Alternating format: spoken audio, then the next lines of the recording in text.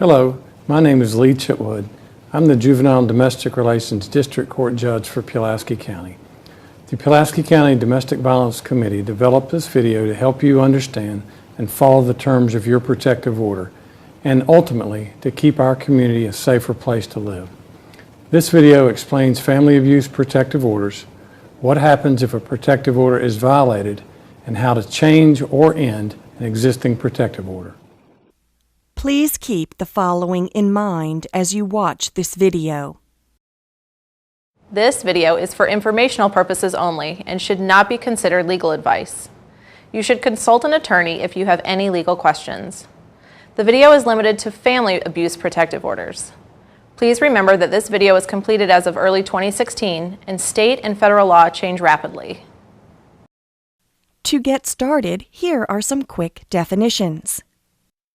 A protective order is an order issued by a court or magistrate to protect an individual, his or her children, and other family or household members of the petitioner by setting specific conditions and limitations for an abuser. The petitioner is the person seeking a protective order. The respondent is the person subject to the protective order. Family abuse is any act involving violence, force, or threat that results in bodily injury or places one in reasonable apprehension of death, sexual assault, or bodily injury. Such act specifically includes stalking or forceful detention. There are 3 types of family abuse protective orders: emergency protective orders, EPOs, preliminary protective orders, PPOs, and permanent protective orders, POs. Emergency protective orders. Magistrates primarily issue emergency protective orders, and they may do so at the request of the petitioner or law enforcement, with or without a criminal charge. An emergency protective order may require the following: no acts of family abuse or criminal offenses that result in injury to person or property. No contact with the petitioner or the petitioner's family or household members. Exclusive possession of the residence the parties occupied. Possession of a companion animal. Important note: an emergency protective order normally expires at 11:59 p.m. on the 3rd day following its issuance, but you should obey the date and time your order expires. Preliminary protective orders. Unlike an emergency protective order, a judge must issue a preliminary protective order, and this is usually done following a hearing at which only the petitioner is present.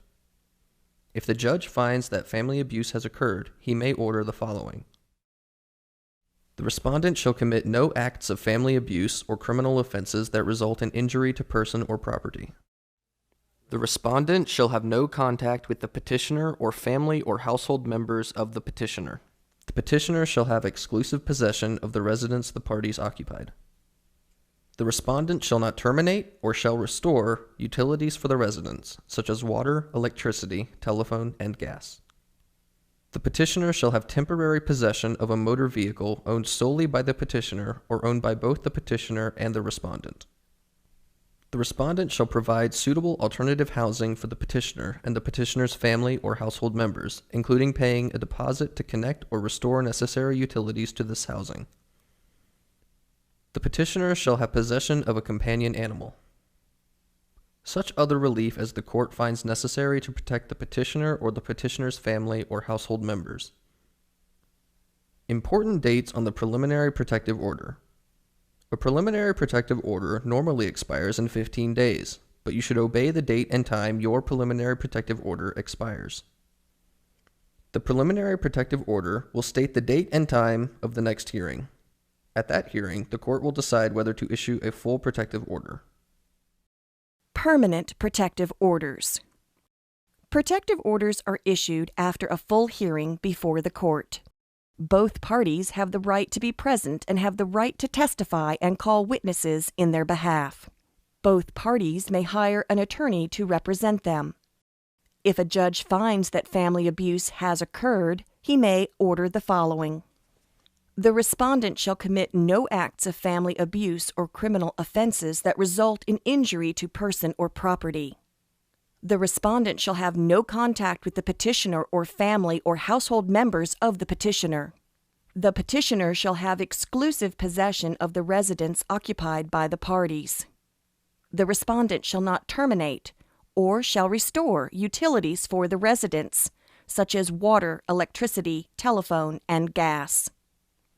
The petitioner shall have temporary possession of a motor vehicle owned solely by the petitioner or owned by both parties, and the respondent shall not terminate the insurance, taxes, and registration of such motor vehicle, or shall maintain the insurance, taxes, or registration of such motor vehicle.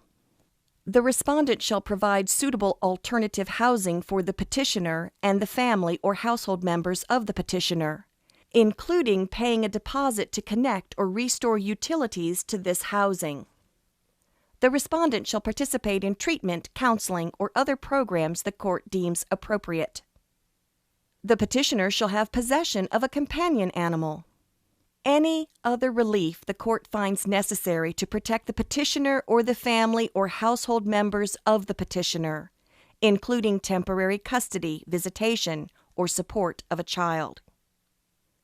Important date on the protective order. A protective order may last for as long as 2 years, but you should obey the date and time your order expires. Frequently asked questions. I just got served with a protective order. Now what? First, you should read the protective order in full, including the firearms warnings. If you do not understand the order, consult a lawyer. Can I appeal the protective order? You can appeal the final protective order, but you should keep the following in mind. You must appeal the protective order within 10 days of its entry at the permanent protective order hearing. If you wait too long to appeal, the circuit court may not hear your appeal. If you appeal, the protective order stays in place until the circuit court changes or ends it. Remember, only a judge can change a protective order. You must appeal the protective order in the clerk's office of the court that entered the protective order. Firearms.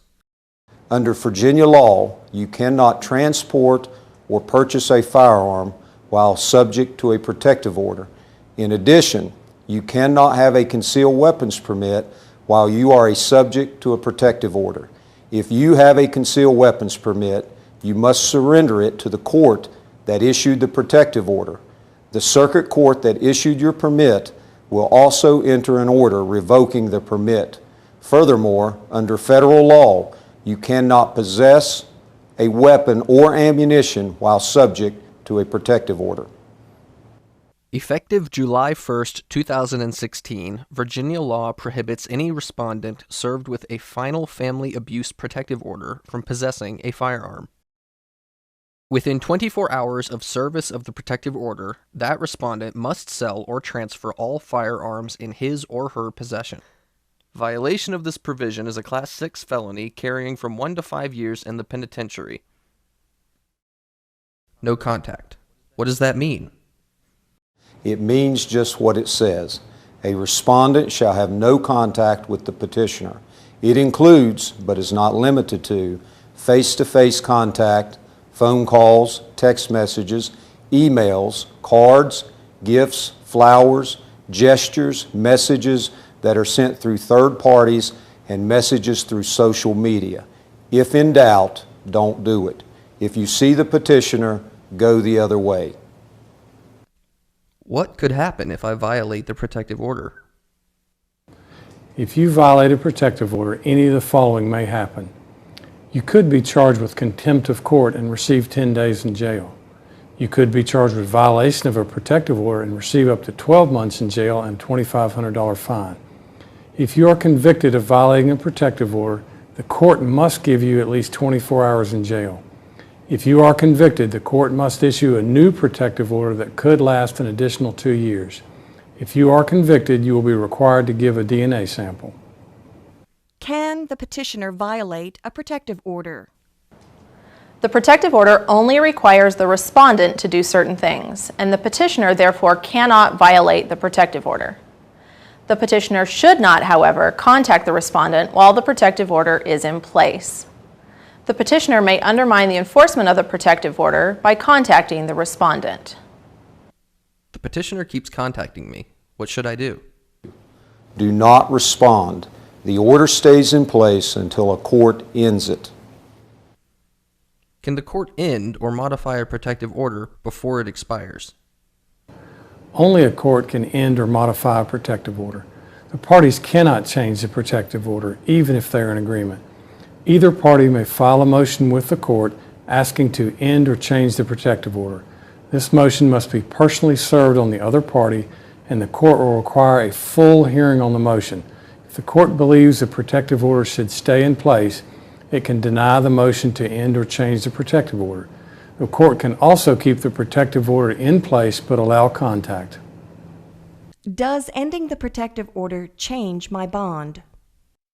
No. The protective order and the bond in your criminal case are entirely separate, and changing one does not affect the other. What about my things? With the exception of certain motor vehicles and companion animals, the juvenile court does not have jurisdiction to divide personal property and cannot help you retrieve your personal property. I was told the protective order will be entered in VSIN. What does that mean? VSIN is the Virginia Criminal Information Network. The clerk, along with law enforcement personnel, will enter the respondent's identifying information and the details of the protective order into VSIN. This information is then available to all law enforcement agencies nationwide. A final word to petitioners. Please remember that protective orders are designed to keep you and your family safe. The following will help ensure that safety. Keep a copy of the protective order with you at all times. Do not contact the respondent. This may undermine enforcement of your order.